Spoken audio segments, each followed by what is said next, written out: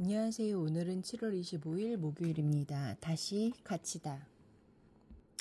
예레미야 37장 11절부터 21절까지 말씀입니다. 갈대아인의 군대가 바로의 군대를 두려워하여 예루살렘으로 떠나매 예레미야가 베냐민 땅에서 백성 가운데 분깃을 받으려고 예루살렘으로 떠나 그리로 가려 하여 베냐민 문에 이른즉 하나냐의 손자요 셀레마의 아들인 이리야라 이름하는 문지기의 우두머리가 선지자 예레미야를 붙잡아 이르되 네가 갈대아인에게 항복하려 하는도다. 예레미야가 이르되 거짓이다. 나는 갈대아인에게 항복하려 하지 아니하노라. 이리야가 듣지 아니하고 예레미야를 잡아 고관들에게로 끌어가매 고관들이 노여워하여 예레미야를 때려서 서기관 요나단의 집에 가두었으니 이는 그들이 이 집을 옥으로 삼았음이더라. 예레미야가 뚜껑 씌운 웅덩이에 들어간 지 여러 날 만에 시드기야 왕이 사람을 보내어 그를 이끌어내고 왕궁에서 그에게 비밀이 물어 이르되 여호와께로부터 받은 말씀이 있느냐.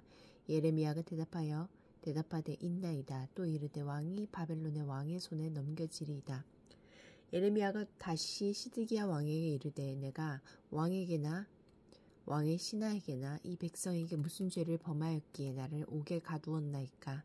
바벨론의 왕이 와서 왕과 이 땅을 치지 아니하리라고 예언한 왕의 선지자들이 이제 어디 있나이까.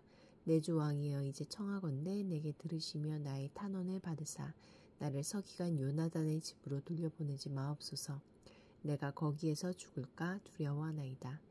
이에 시드기야 왕이 명령하여 예레미야를 감옥들에 두고 떡 만드는 자의 거리에서 매일 떡 한 개씩 그에게 주게 하매 성중에 떡이 떨어질 때까지 이르니라.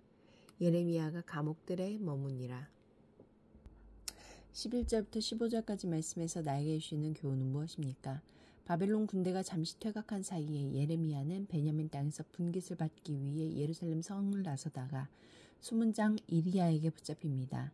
이리야는 적에게 투항하러 간다는 혐의를 예레미야에게 씌워 고관들에게 넘겼고 고관들은 예레미야를 때린 후 서기관 요나단의 집에 웅덩이에 가둡니다.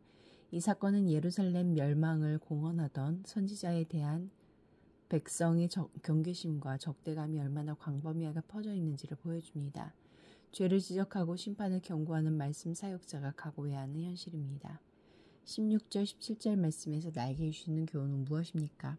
시드기야는 예레미야를 불러내어 하나님께 받은 말씀이 있는지 은밀히 묻습니다. 이미 선포된 말씀을 따르기보다는 듣고 싶은 말씀을 어떻게든 끄집어내려고 합니다. 호의적인 메시지를 기대했지만 예레미야는 수십 년간 전해온 말씀 그대로 단호하고 분명하게 하나님의 뜻을 전합니다. 당장 곤경에서 벗어나기 위해 왕의 기대에 부응하여 말씀을 왜곡하지 않았습니다. 보신적인 태도로 선지자 노릇하던 왕의 선지자들과는 달랐습니다.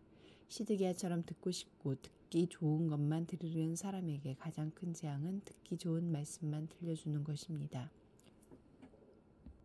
18절부터 20절까지 말씀에서 나에게 주시는 교훈은 무엇입니까? 예레미야는 시드기야에게 자신의 결백을 주장하며 선처를 호소합니다. 죽음을 감수해야 할 때가 있고 목숨을 아껴야 할 때가 있습니다. 하나님의 말씀 안에서 시대를 분별하고 타협 없는 진리를 전하며 살아내기 위해서는 때로는 용기가 필요하고 때로는 지혜가 필요합니다. 지혜 없는 용기는 만용이고 용기 없는 지혜는 시대를 바꾸지 못하는 나약한 도구일 뿐입니다. 21절 말씀에서 나에게 주시는 교훈은 무엇입니까?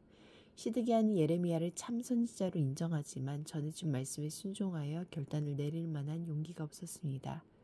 또 예레미야의 무죄를 알았기에 그를 좀 더 안전한 시위대들에 머물게 하고 매일 떡을 가져다 주게 하면서도 그의 억울한 누명을 벗겨주지 않았습니다. 왕이면서도 바벨론과 유다 관료들 사이에 끼어서 하나님의 뜻을 알고도 소신껏 실천하지 못한 가엾은 사람이었습니다. 기도하시겠습니다. 공동체를 위해서는 진리 앞에서 타협하지 않고 계산하지 않는 사람이 되게 하소서.